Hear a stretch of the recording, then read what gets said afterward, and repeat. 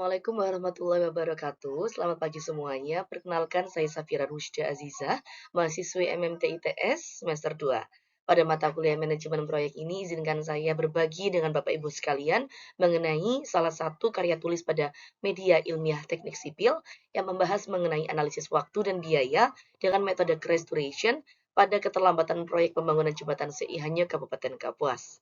Pertama-tama izinkan saya menjelaskan mengenai garis merah penelitian ini melalui abstrak penelitian, di mana dalam melakukan analisis perbandingan biaya percepatan dengan waktu percepatan, penulis menggunakan teknik time cost trade-off. Dalam analisa ini, penulis mempersingkat atau memanfaatkan crashing waktu pelaksanaan dengan menambahkan jam kerja lembur selama 3 jam. Yang mana hasil menunjukkan bahwa durasi semula proyek ini adalah 1082 hari menjadi 1038 hari setelah diterapkannya metode restoration, di mana adanya penambahan biaya sebesar 175 juta sehingga biaya optimal pada pengerjaan proyek jembatan setelah menggunakan metode restoration ini menjadi 45 M sekian-sekian. Selanjutnya, izinkan saya menjelaskan mengenai latar belakang masalah pada penelitian kali ini. Seperti yang kita ketahui bahwasanya pelaksanaan proyek itu selalu terkait dengan biaya, waktu, dan juga kualitas dari konstruksinya. Seperti yang kita ketahui pula, tahapan awal dalam melaksanakan suatu proyek yaitu adalah perencanaan proyek atau project planning, di mana project planning ini merupakan dasar proyek bisa berjalan dan bagaimana proyek dapat selesai dengan waktu yang sangat optimal. Dalam pembangunan suatu proyek, terutama konstruksi, pengendalian biaya proyek itu merupakan hal yang sangat penting dalam proses pengelolaan biaya proyek. Perencanaan, pengendalian, biaya, dan waktu merupakan bagian dari manajemen proyek konstruksi secara keseluruhan. Maka dari itu muncul statement yang mengatakan bahwa prestasi suatu proyek itu dapat pula dinilai dari segi biaya dan waktunya. Suatu proyek akan dianggap berhasil apabila produk yang dihasilkan sesuai dengan standar mutu, waktu pelaksanaan, dan juga batas anggaran yang telah ditetapkan. Salah satu jembatan di Kabupaten Kapuas ini adalah jembatan CI Hanyo, di mana pembangunan jembatan ini ditujukan untuk meningkatkan sarana transportasi darat sehingga diharapkan nantinya dapat membawa kemajuan di berbagai bidang. Dan jembatan CI Hanyo ini merupakan objek pada penelitian kali ini. Pada data awal perencanaan proyek, waktu penyelesaian proyek ini selama 1082 hari dengan nilai kontrak sebesar 58 M. Dari data tersebut perlu dilakukan penelitian analisis waktu dan biaya dengan metode time cost trade-off atau TCTO pada proyek pembangunan jembatan CI Hanyu tersebut, sehingga ditinjau secara ekonomis, proyek tersebut dilaksanakan secara efektif dan efisien.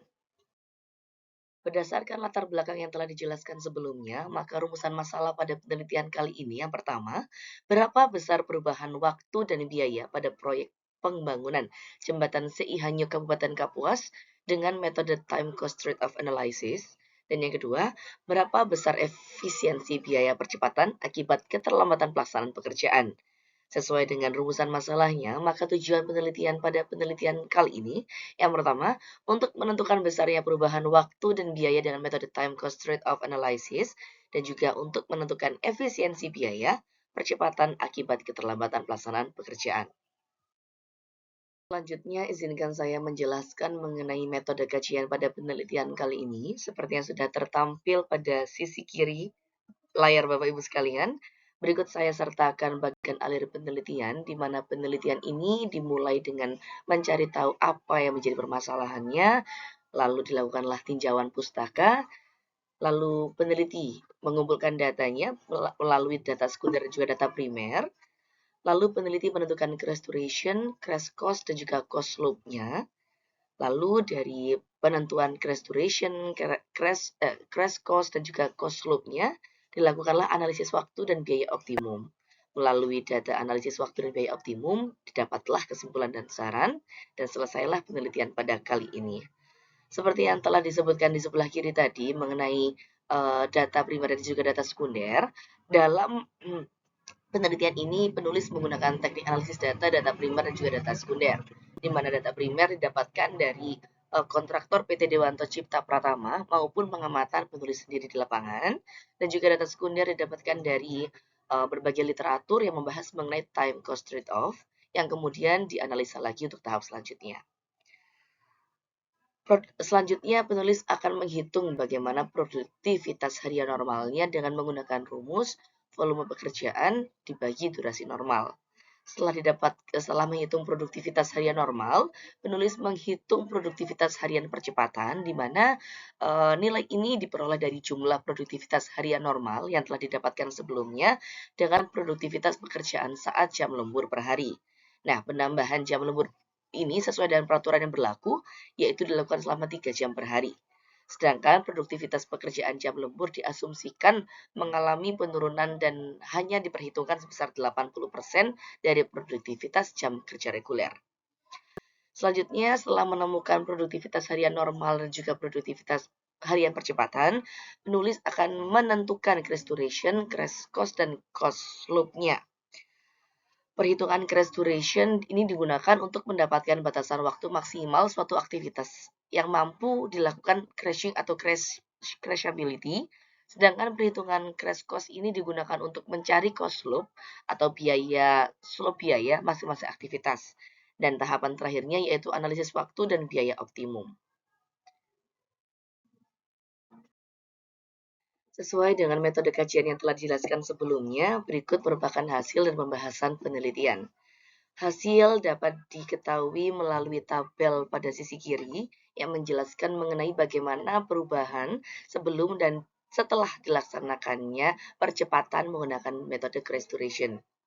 Pada sisi kiri bisa kita ketahui bahwasannya durasi normal pengerjaan proyek ini adalah 1082 hari, dan setelah adanya percepatan, proyek ini bisa dilaksanakan selama 1038 hari, yang artinya setelah adanya metode restoration, proyek bisa dihemat atau dipercepat selama 44 hari. Dari sisi biaya pun, rencana anggaran yang awalnya adalah 52M, lalu karena adanya biaya percepatan dengan penambahan tenaga kerja, muncullah biaya tambahan sebesar 175 juta. Dengan perhitungan keuntungan kontraktor sebesar 15%, yaitu 7,9M, maka total biaya setelah dikurangi keuntungan kontraktor yaitu sebesar 44,9M. Namun yang menjadi menarik di sini adalah keuntungan kontraktor setelah percepatan tidak berbeda jauh dengan keuntungan kontraktor sebelum percepatan dengan nilai 7,7M. Sehingga biaya proyek dengan penambahan tenaga kerja yaitu sebesar 45,102 juta. Berdasarkan hasil dan pembahasan sebelumnya, maka novelty dalam penelitian kali ini yaitu kita bisa mengetahui bahwa hasil durasi dan biaya optimum yang diperoleh dari analisis crashing ini dapat dipertimbangkan penerapannya dalam pelaksanaan proyek.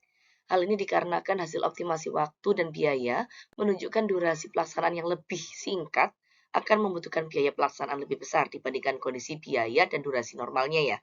Akan tetapi tidak membuat kos kontraktor rugi.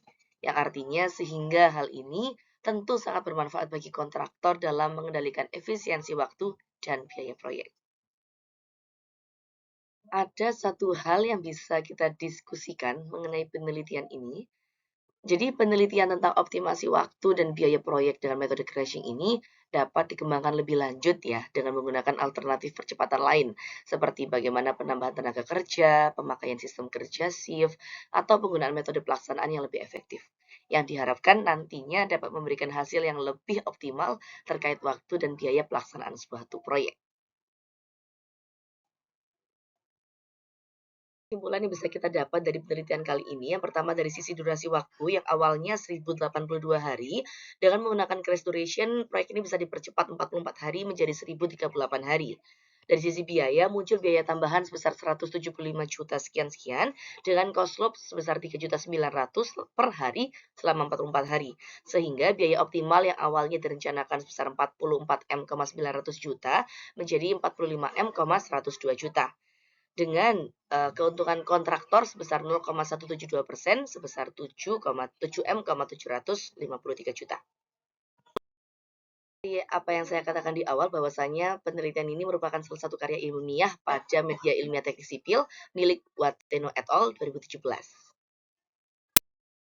Sekian presentasi dari saya. Mohon maaf apabila ada salah kata dalam perkataan dan penjelasan.